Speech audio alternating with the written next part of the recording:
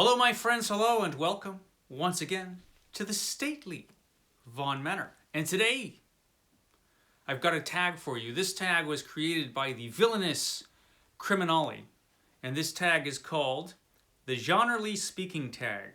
The Genrely Speaking Tag.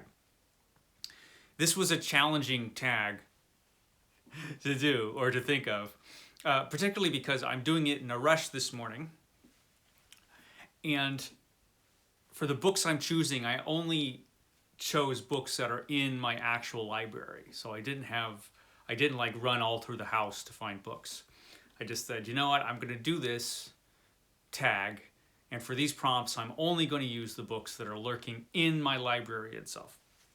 So we'll see how I did. So there are 7 prompts and about genre fiction, about books that have something in them that are not what is advertised. As in this first question, a horrifying book that isn't horror. A horrifying book that isn't horror. Okay, I've got one of those. It might surprise you that this is the one I've chosen, but you know what? There's a lot of horrifying stuff in this book, like a lot of horrifying stuff. The Lord of the Rings. The Lord of the Rings is full of horrors, from Sauron to the terrifying ring wraiths to giant spiders. Gollum isn't all that pleasant. I mean, there's a lot of horrifying stuff in The Lord of the Rings, and you know, there's some scary moments in this book. So yeah, this is the one I'm choosing for this. The Lord of the Rings, full of horrors.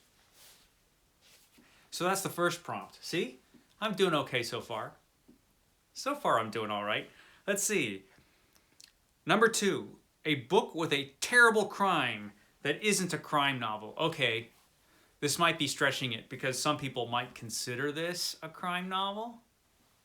I don't think it is though. This book is about a lot of things, but it does have, well, at the center of it, a horrible crime, being murder, and that is The Brothers Karamazov by Fyodor Dostoevsky, which I think is probably the greatest novel ever written, in my opinion. Opinions differ, but I'm thinking this probably is The Brothers Karamazov, about a horrible crime. Well, like I said, it's about a lot of stuff, this book. This is an amazing book, just an incredible novel. But at the center of it, there is a crime, a horrible crime. So actually, there are a couple horrible crimes in this book. So yeah, and it's magnificent, and you should read it. This book is amazing. So yeah, this one. I'm sure CriminOlly has read this like 5 times. Yeah, I'm sure. So that's that. Now we're at number 3, a book about love that isn't a romance. A book about love that isn't a romance. Well, it might be stretching a point to say this is about love, but there is a romance in this book, and it's kind of a major part of it, actually, and that would be Isaac Asimov's The Naked Sun. There's love in this. There's love in this book. There's also crime in this book. I could have used this for the last prompt, but it's usually known as a science fiction novel because that's what it is. It's a science fiction novel, but with love. With love. So yeah, The Naked Sun. There you go. I mean, who wouldn't love that guy? So there you go. That's my choice for that one. Let's see. Number 4, a book with a puzzle that isn't a mystery.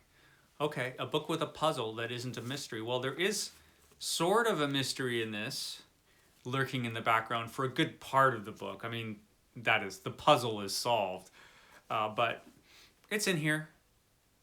This is my old beat up copy of Great Expectations by Charles Dickens.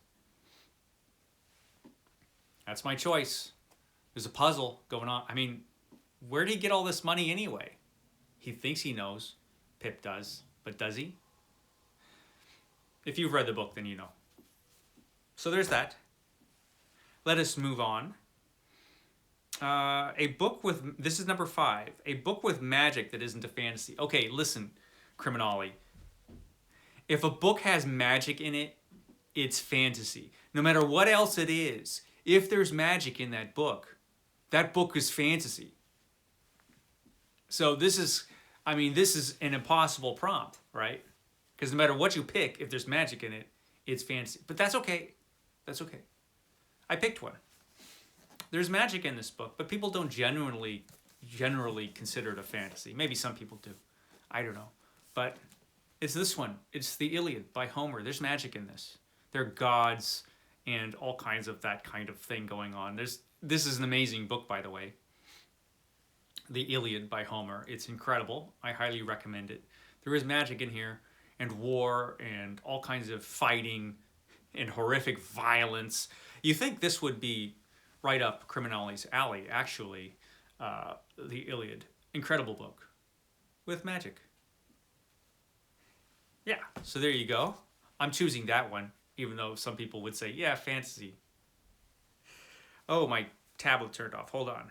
Okay. A book that thrilled you that isn't a thriller. Okay. I have one of those. A book that thrilled me. I was thrilled when I read this. I was thrilled.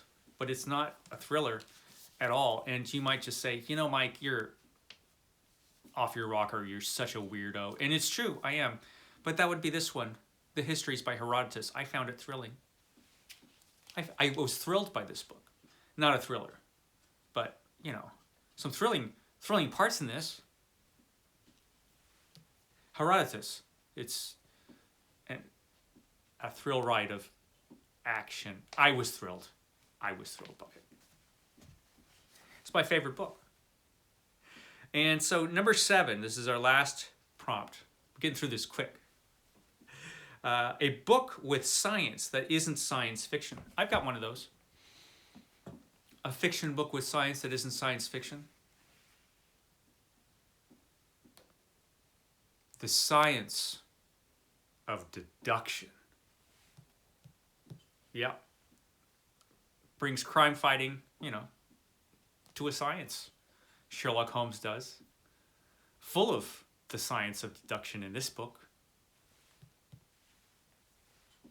So that's my choice for number 7. I was stretching a few points, but that's okay.